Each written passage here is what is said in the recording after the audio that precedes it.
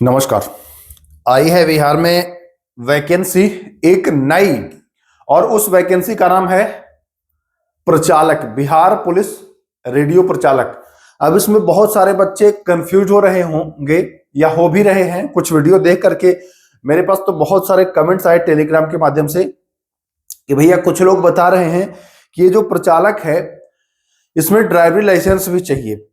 तो दोस्तों मैं आपको यहाँ पर बिल्कुल क्लियर बता देता हूं हर एक पॉइंट, कौन कौन भर सकता है फॉर्म, क्या आपको ड्राइविंग लाइसेंस की आवश्यकता है, क्योंकि यहाँ पर मार्केट में आपको कुछ लोग मिसगाइड कर दिए हैं, ऐसा मुझे बताया गया है। टेलीग्राम के माध्यम से ही बच्चों ने कहा कि सर कुछ जो शिक्षक हैं वो कह रहे हैं कि इसमें डीएल लगेगा, ड्राइविंग लाइसेंस लगेगा, तो ऐसे में तो समस्या हो जाएगी। फिर योग्यता क्या क्या है, साइंस वाले भर सकते हैं, आर्ट्स वाले भर सकते हैं कि नहीं, और साइंस में कौन कौन से सेक्शन वाले भरेंगे, ये सब बातें हम आपसे शेयर करने वाले हैं। चलिए, इतना तो आपको ये पता ही है कि 2026 में आई है तो विज्ञापन संख्या, ये बस आपको 2/2026 याद रखना है, बहुत ज्यादा इंपॉर्टेंट ये नहीं है। बाकी ये कोड है, आरक्षण कोड, और कुल पदों की संख्या है ना, किस वर्ग में कितने पद हैं। आपको पद पर ज्यादा ध्यान नहीं देना है, कुल ओवरऑल जो पद है वो आपको ये मान के चलना है कि 1000 के आसपास पद है। ठीक है, 1000 के आसपास। अब आपको लग रहा होगा ना कि कम पोस्ट है, लेकिन ये कम पोस्ट नहीं है। इसमें योग्यता ऐसा खोजा गया है कि बहुत लोग इसको नहीं कर पाएंगे कंप्लीट, और योग्यता के साथ साथ इसका सिलेबस भी कुछ ऐसा ही है कि आपको दिक्कत होगी अगर ठीक से नहीं पढ़ोगे, तो इसलिए 1000 पोस्ट इसमें कम नहीं माना जाएगा, अच्छा माना जाएगा। पहले मैं आपको बता दूं कि ध्यान दीजिए, देखिए टोटल जो सीट है ये है कितना, 993। क्या है, 993। 1000 आपको मोटा मोटी मान लेना है। इसको मैं अगर और थोड़ा बड़ा करूं, जो चीज मैं दिखाना चाहता हूं वो देख लीजिए। आइए, आपको ध्यान रखना है इसके पात्रता पर, क्या क्या इसमें पात्रता चाहिए, है ना। फॉर्म अगर भरना चाह रहे हो आप तो क्या क्या चाहिए सब बात करेंगे भाई मेरे।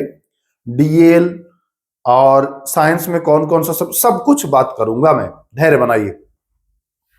तो पात्रता की अगर हम बात कर ले तो सबसे पहले तो आप जानते ही हैं कि भारत का नागरिक हो, ये तो सब कोई जानता है सर, ये तो होगा ही।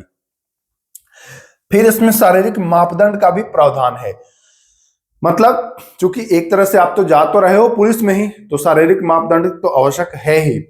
क्या क्या मापदंड है, पहले आप कोटि देख लीजिएगा। कोटि में आएगा अनरिजर्व, जिसको जनरल कहते हो, पिछड़ा वर्ग के पुरुष अभ्यर्थी, है ना, यानी ओबीसी और पिछड़ा वर्ग, सॉरी ओबीसी यूआर, ये सब। और फिर ईडब्ल्यूएस भी इसी में आ जाता है, ईडब्ल्यूएस का कोई अलग से नहीं होता है, तो इसी में आ जाता है। तो इनके लिए 165 सेंटीमीटर वही है जो बिहार पुलिस का था, कुछ अलग नहीं है, ठीक ना। अत्यंत पिछड़ा वालों के लिए 160, एससी एसटी वालों के लिए 160, और सभी वर्ग के महिला के लिए 155 सेंटीमीटर। सीना जो है वो 5 फुलाना है, महिलाओं का सीना लागू नहीं होता है, सीना फुलाना नहीं होता है। बाकी 81 से 86 ओबीसी और ईबीसी और यूआर ईडब्ल्यूएस के लिए, एससी एसटी के लिए 2 सेंटीमीटर का छूट रहता है यहाँ। ये तो बात क्लियर हो गया।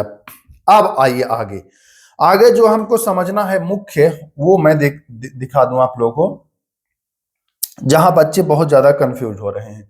क्या कंफ्यूजन आ रहा है कि सर ड्राइविंग लाइसेंस भी खोजता है क्या, क्या खोजता है भाई, देखते हैं। आइए, शैक्षणिक अर्हता, कितने पढ़े लिखे हो, क्या क्या खोज रहा है, सब पर हम बात करेंगे। तो सिपाही प्रचालक, ये प्रचालक है, ऑपरेटर बोलते हैं, है ना, चालक नहीं। कुछ लोग चालक इसको बता रहे हैं, लेकिन ये चालक नहीं है। चालक में वो होता है गाड़ी जो चलाते हैं ड्राइवर, वो प्रचालक नहीं होता है, ठीक है, वो चालक होता है। ये प्रचालक ऑपरेटर कहते हैं। इसमें है पद के लिए शैक्षणिक अर्हता क्या होगा, इंटरमीडिएट, जो आईएससी, आईए नहीं, इंटरमीडिएट ऑफ आर्ट्स नहीं होता है ना, आईए, आईएससी और आईकॉम। आप कॉमर्स से करते हो या फिर साइंस से करते हो तो आईएससी, आईएससी आपको होना चाहिए, इंटरमीडिएट साइंस, है ना, आईएससी होना चाहिए। साथ ही साथ इसमें कंडीशंस हैं, आईएससी में भी बहुत सारे विषय से आईएससी किया जा सकता है, लेकिन कंडीशन है वही समझना है आपको। यहां पर कुछ लोग आईएससी किए हैं तो फॉर्म भरने के फिराक में होंगे, लेकिन ध्यान रखिएगा आपको किस सब्जेक्ट से करना होगा, या तो फिजिक्स रहे, केमिस्ट्री रहे या गणित रहे। यहां बायोलॉजी को नहीं दिया गया है। जैसे कुछ लोग होते हैं ना कि बायो से कर लेते हैं साइंस, तो बायो वाले आप नहीं भरोगे। ध्यान रखना, जो बायो वाले होंगे, बायो वाले वह नहीं भरेंगे। इसको एकदम नोट कर लीजिए, कहीं भी जिक्र नहीं है। यही नहीं, अभी और सुनिए, इन विषयों में कम से कम आपको 50% अंक लाना ही होगा। यानी कि जो 3rd डिवीजन से पास हुआ होगा इन तीनों सब्जेक्ट में, अगर किसी का 50 से नीचे होगा तो वो फॉर्म नहीं भरेगा। अगर भर दोगे तो रिजेक्ट हो जाएगा, ये भी बात मान लीजिए। साथ ही साथ हम अगर बात करें कि SC ST वालों के लिए, तो उनके लिए थोड़ा छूट दिया गया है, 45% उनको खोजा गया है, तो ये क्लियर हो गया। उम्र सीमा मैट्रिक इंटर के उस पर जोड़ा जाता है। यूआर के लिए जो एज है 18 वर्ष से 25 वर्ष का बच्चा इस फॉर्म को भर सकता है, ठीक है। ओबीसी को 2 वर्ष का छूट मिल जाता है, ठीक ना। पिछड़ा वर्ग कोटि के एवं अत्यंत पिछड़ा वर्ग के पुरुषों को 2 वर्ष के, इनके जो महिलाएं हैं इनको 3 वर्ष का छूट मिल जाता है। SC ST वालों को 5 वर्ष का छूट मिल जाता है, तो इनका 18 से 30 हो जाता है। ट्रांसजेंडर को भी 5 साल का छूट। तो ये तो हो गया छूट वाला। अब मुख्य रूप से हम बात करते हैं कि क्या ड्राइविंग लाइसेंस, तो आ जाइए मैं ढूंढ लूं ड्राइविंग लाइसेंस। देखिए यहां कंफ्यूजन क्या हो रहा था कि चालक, कुछ लोगों ने समझ लिया चालक, चालक यानी कि ड्राइवर। तो जब चालक समझ लेंगे आप, यानी कि ड्राइवर समझ लेंगे, तो ड्राइवर के लिए तो डीएल लगेगा ही।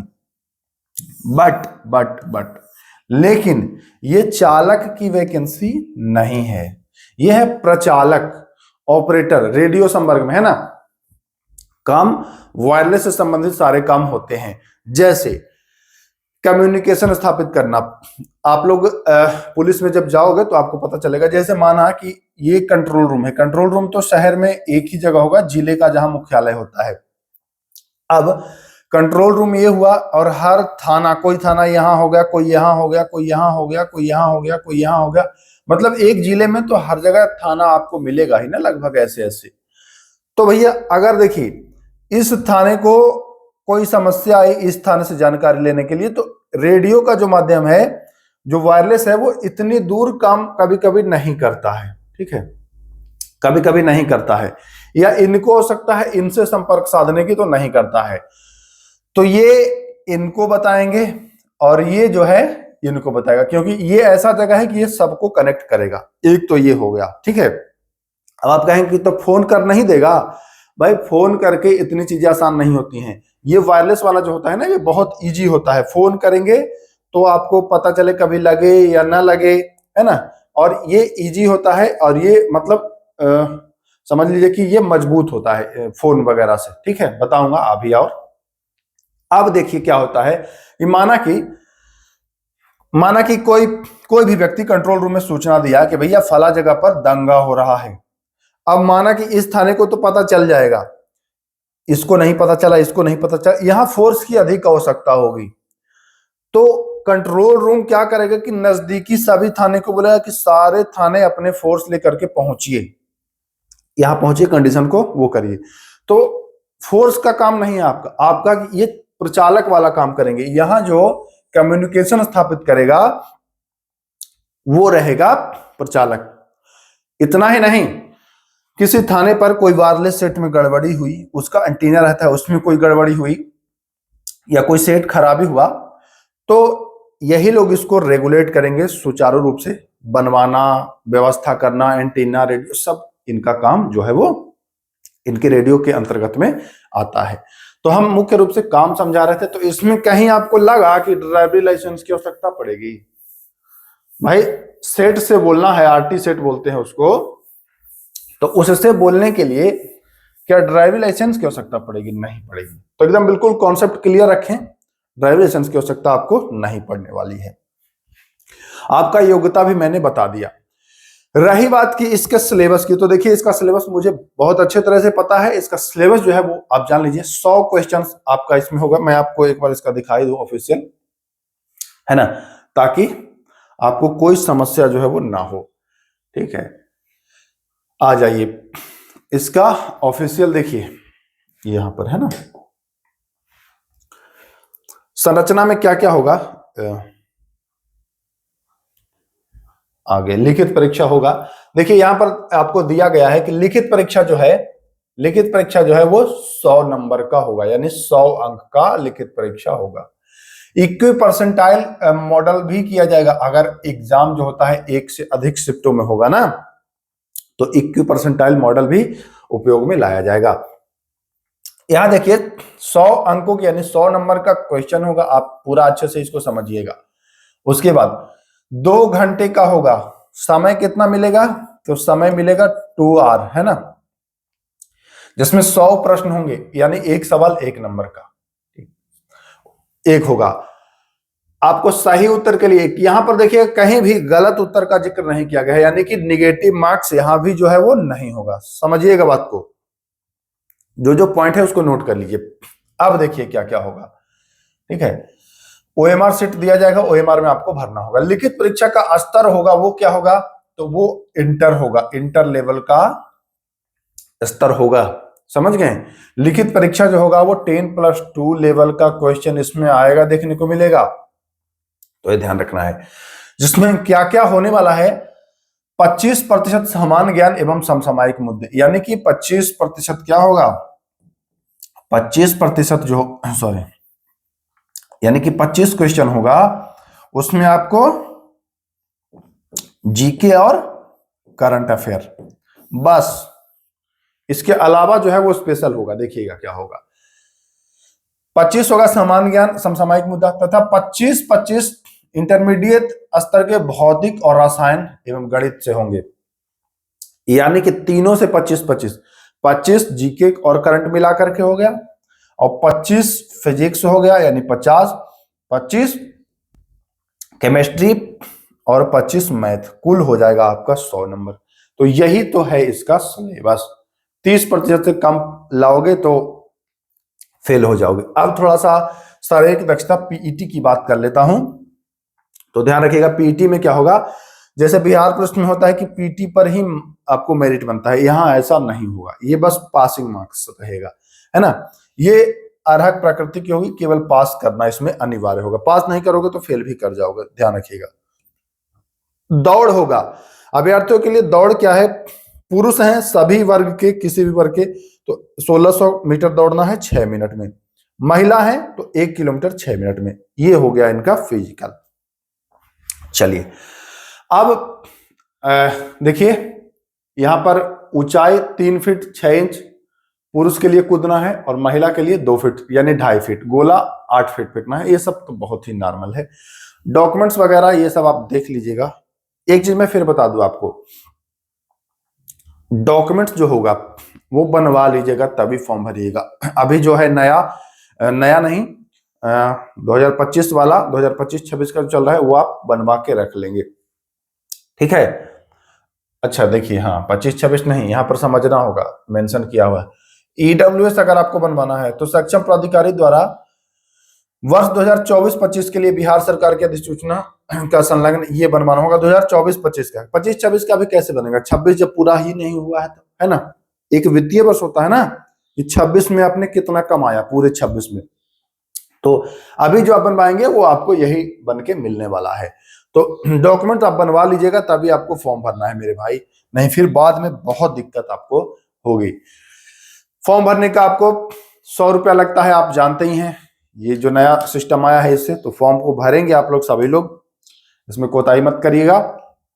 फॉर्म जो भरा जाएगा 1/3/2026 यानी कि 1 मार्च से प्रारंभ होकर के और 31 मार्च तक चलेगा, यानी कि पूरा मार्च आपको दिया गया है। तो ये आपका हो गया, ठीक है। ये डेट ध्यान रखिएगा, डेट ध्यान रखना है। ईडब्ल्यूएस वगैरह बनवाना है तो 2024-25 का आपको काम आएगा। बाकी मुख्य बातें यही थी।